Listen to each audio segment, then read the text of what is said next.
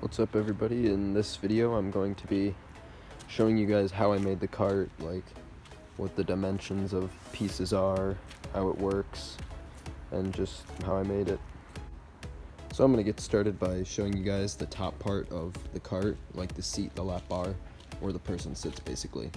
So this is the front, this is like the footrest where you put your feet so they don't like fall off the end and hit by the track. So right here, actually, you put your foot like in between there, and that holds your foot down from the aggressive airtime that's right there, because your whole body gets lifted. And then this here's the lap bar. I based it off the Intamin T-bar. I like sanded it so it's comfortable and everything. Right there's sanded too. But yeah, it's just, I think this is 1 inch, this pole, and then this is a 2x2, I'm pretty sure. I just put 2 screws in the end. I sanded it and everything, and then these two things, there's a screw coming up from the bottom of the cart, and there's screws going in the end right there. And then this is holding it on. That also makes sure the lap bar doesn't go farther back. So this thing actually doesn't have a way of locking. The way we lock it's with the seat belt. We just take the seat belt, put it back here, and then we buckle it when it's over, and that keeps it from coming up. In the end here, you can kind of just see there's this is drilled into here. There's screws coming up from the bottom. And then the seat, we just ordered like a go-kart seat, like a plastic go-kart seat off like some really sketchy website, and it took like 2 weeks to come, and we thought we were gonna get like scammed, but it ended up showing up. And the funny thing is, it didn't even show up in a box. They just put the seat on our porch. Alright, now it's time to go over the wheel assembly. So first up for the wheel assembly, this is 1 inch steel tube.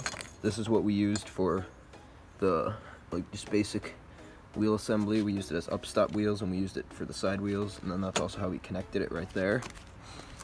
And right here, this threaded rod, it's 2 inch, or not 2 inches, half an inch.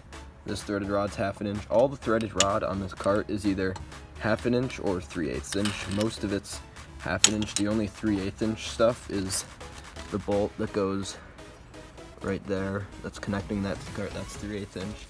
And then the one going through the wheels into the steel tube. So these are the road wheels. They're, I think, 4 inch in diameter. We just got casters. They came with like a metal thing to attach that you'd usually like attach to the bottom of a piece of wood.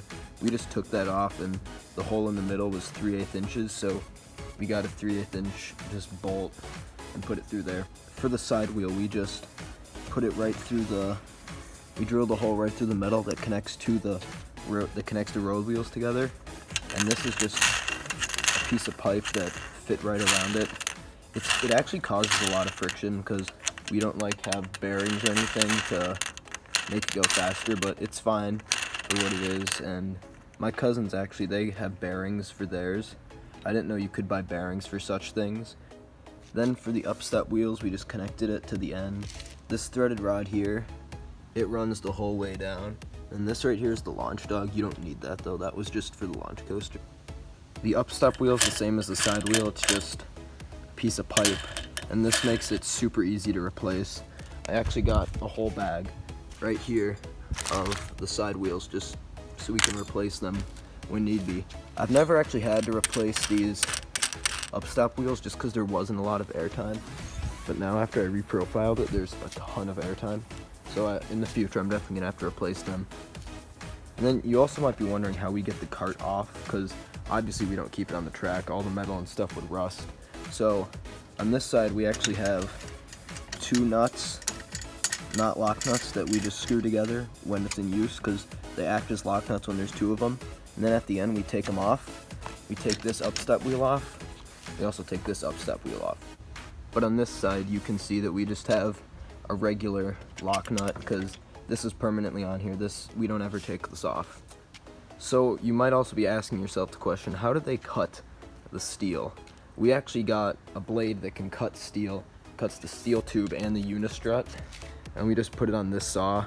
I know like people who do welding and work with metal and stuff probably say that's not a good idea, which it isn't, but that's what we worked with. That's really all we could do because we didn't have much tools. And then to drill these holes in the steel tube, you needed to be really precise, actually, like especially for here, because if all these didn't line up, it'd just like be tilted or it wouldn't fit. But the way we did it is we had a drill press downstairs that we put a bit in, and the bit could cut right through. It generates so much heat, and the piece of metal gets super hot, and it's kind of dangerous, but it worked fine just for us. One last look at the wheel assembly. You can see it's just all connected by 2-inch threaded rod, and then right here it's connected. This also, it can pivot, and you need it to pivot for any coaster. You need it to pivot. I see people that don't have it pivoting, and it just like looks extremely bad because it does not work if you don't pivot. And then this here is what we have, just like making the whole frame, connecting the wheel assemblies to the cart.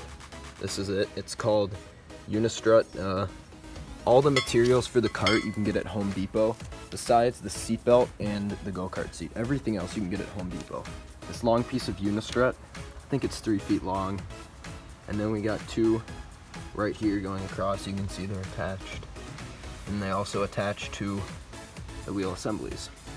And then this bolt here, this bolt, this bolt, this bolt, and then I think this bolt, they attach the Unistrut to this piece of plywood, which is actually like, it's really flimsy. We should probably get a thicker piece, but it makes the cart lighter, so that's a plus. And then this bolt, this bolt, this bolt, and this bolt, and they all attach the seat to the cart. And then obviously you can see here this and this attach the seatbelt to the cart. Pretty easy. So here's the cart on the track. I just thought I'd give you a little look again, just so you can see how it is. There is wheel gap between the upstop wheels. You can see there's wheel gap. Doesn't really look like it there, but there's wheel gap. And there's usually, I put some space between the side wheels and the track, but the road wheels run pretty good. Sometimes these wheels just like get stuck in one position and then it just grinds away, which is never good. It doesn't happen too often. Maybe one wheel on the cart's like that, but there's a lot of wheels, so you can kind of see there.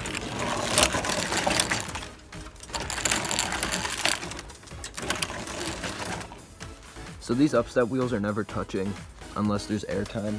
They do touch on the bottom of the first drop, and then you can see under the track here, there's marks, and then there's marks here too. This is under the first drop. There's the back wheels always get airtime. All in all, this cart was probably the hardest part of the backyard coaster, just because it took forever, and we really had no idea what we were doing. Like at first we made a cart that didn't pivot, and then we realized that didn't work. So we went back to the drawing board. We looked at some diagrams from Paul Gregg. He made like renderings on CAD. Those look really good. That's how we got the idea to make the PVC pipe wheels. But this cart's probably like 30 pounds. It's not that heavy, it's just super cumbersome and it's kind of hard to carry. Thank you guys so much for watching. It really means a lot to me. If you found this video helpful or informative, make sure to like, comment, subscribe, as that will really help out my channel and motivate me to make more roller coaster videos in the future. But anyways, see y'all in the next video.